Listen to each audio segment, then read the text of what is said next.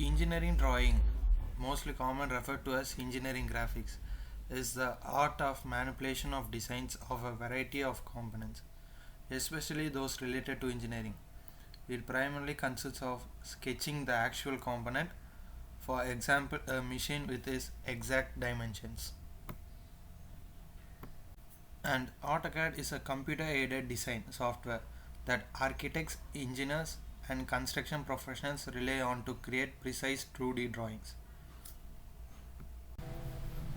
And now I will explain some of the types of the lines that I use in mechanical engineering drawings and their applications. The first one is principal line. The line drawn to represent the visible edge and surface boundaries, the outline of the objects, are called principal lines or outlines. These are always continuous white lines. The next type is the section lines, which is also known as hatching lines. Most probably these lines are inclined at 45 degree to the axis or to the main outline of the section. Spacing between these hatching lines is uniform and should be chosen in proportion to the size of the hatched section. The next one is the construction lines. The construction lines are used for constructive drawings. They are continuous narrow lines. Now the next one is the dash lines. Hidden features of objects are shown by lines made up of short dashes of equal lengths about 3 mm, spaced at equal distance of about 1 mm. Now the next one is continuous narrow line. The application of this is imaginary lines of intersection, dimension lines, projection lines, leader lines, hatching outlines of revolved sections in place.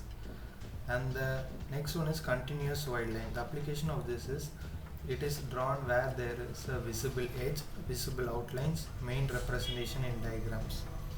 And the next one is dashed narrow line, hidden edges and hidden outlines.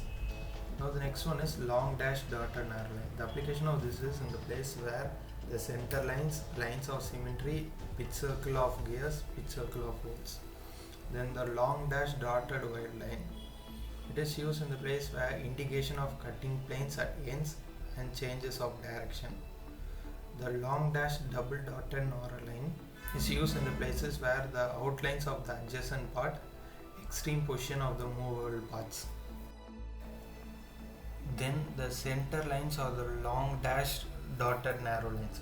They are drawn at the center of the figure symmetrically about an axis or both the axes.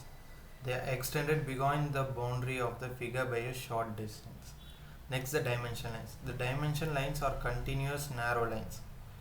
More about dimension lines is given in the section dimensioning. Next, the extension lines. Extension lines are also called as projection lines. Extension lines are continuous narrow lines. They extend slightly beyond the respective dimension lines.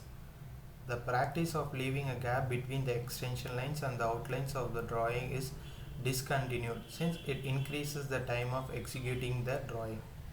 Then the cutting plane lines. Cutting plane lines are long dash dotted lines.